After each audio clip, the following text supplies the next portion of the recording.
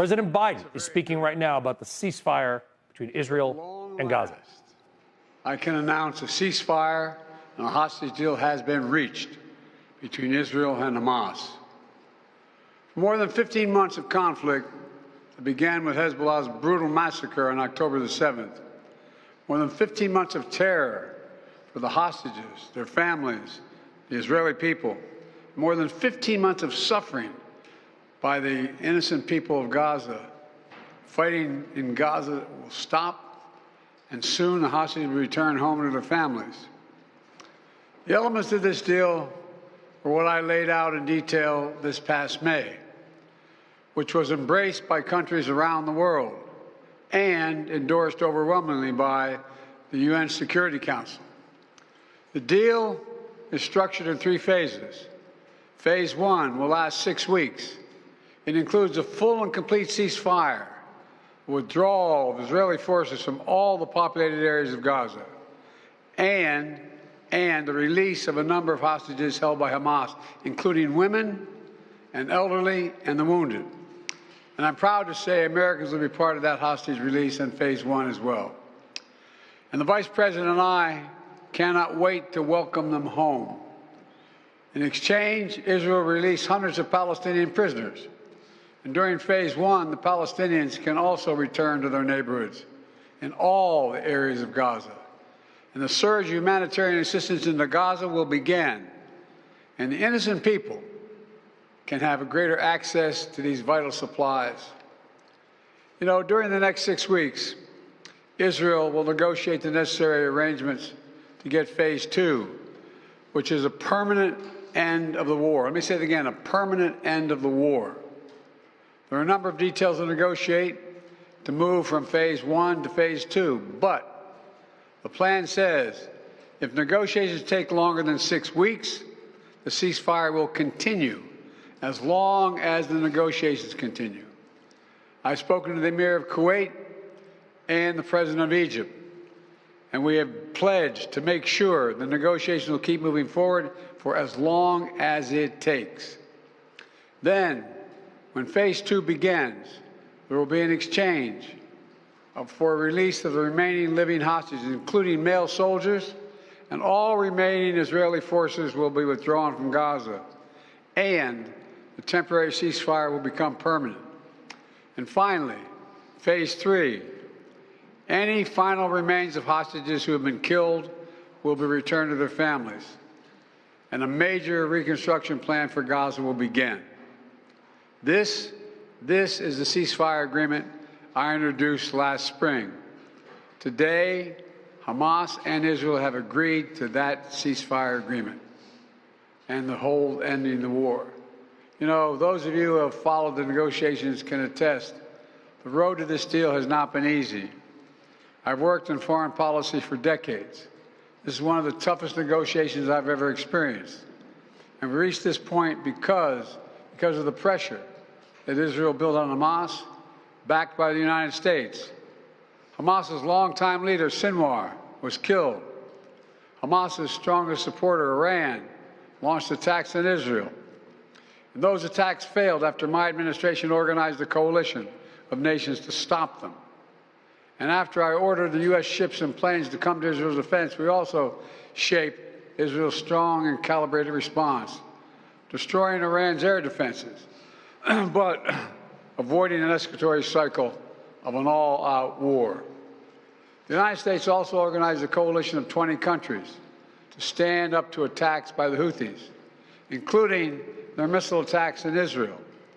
Then, Hezbollah, another of Hamas's strongest backers, was significantly weakened on the battlefield, and its leadership was destroyed.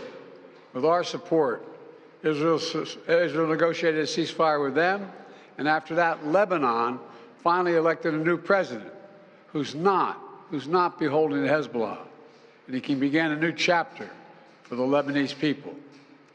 All told, these developments in the region, which the United States helped to shape, changed the equation.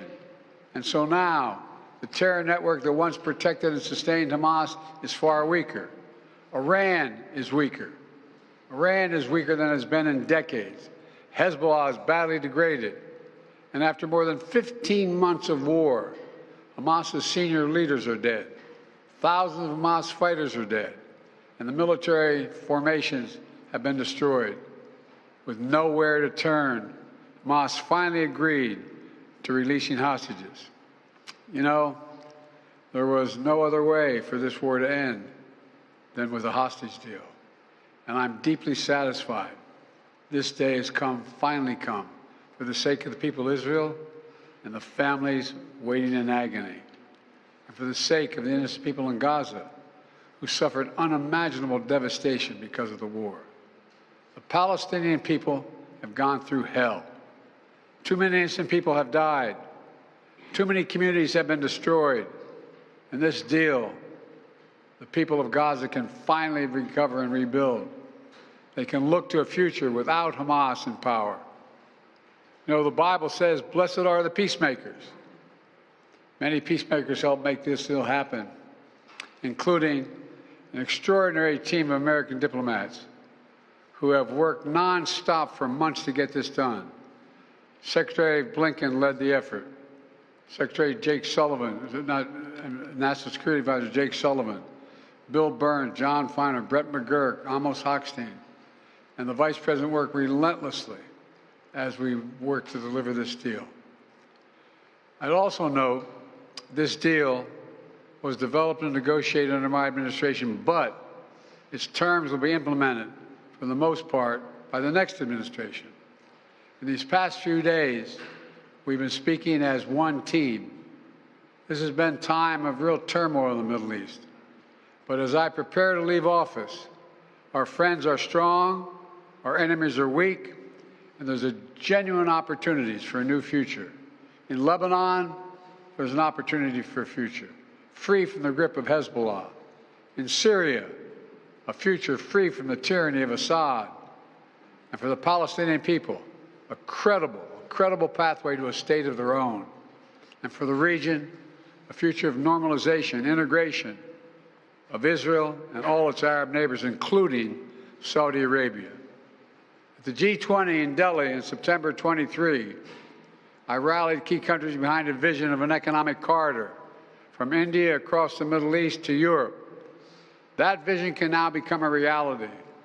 There are risks as well, including ISIS and Iran, even in a badly weakened state. But we're handing off then to the next team a real opportunity for a better future for the Middle East. I hope they will take it. Let me close with this.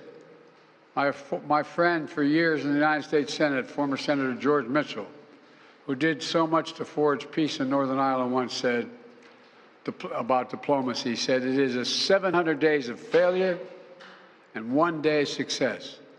700 days of failure and 1 day of success. Well, we've had many difficult days since Hamas began its terrible war. We've encountered roadblocks and setbacks. We've not given up.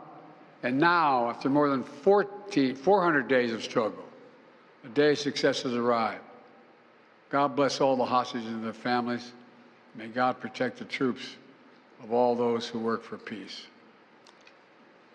Mr. President, how do you see the future of Gaza now? As you were saying, the implementation of this deal will be in the hands of the next administration. And basically, they will shape the future of Gaza. So how do you see this future?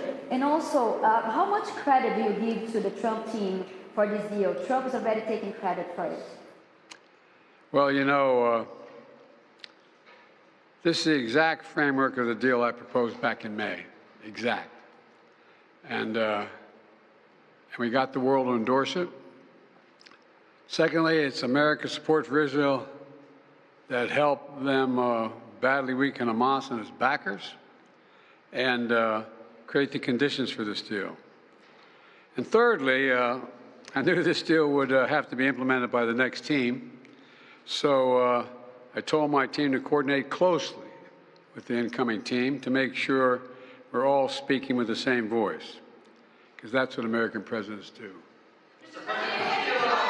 Thank you. How many Americans will be released when the hostages are being released? All the exact detail of how many people are being held, how many bodies will be returned and less, will all be forthcoming All of it, all of it. Thank you. It will hold. I'm confident. Thank you. Brooks credit for this, Mr. President, you or Trump? Is that a joke? Oh, thank you.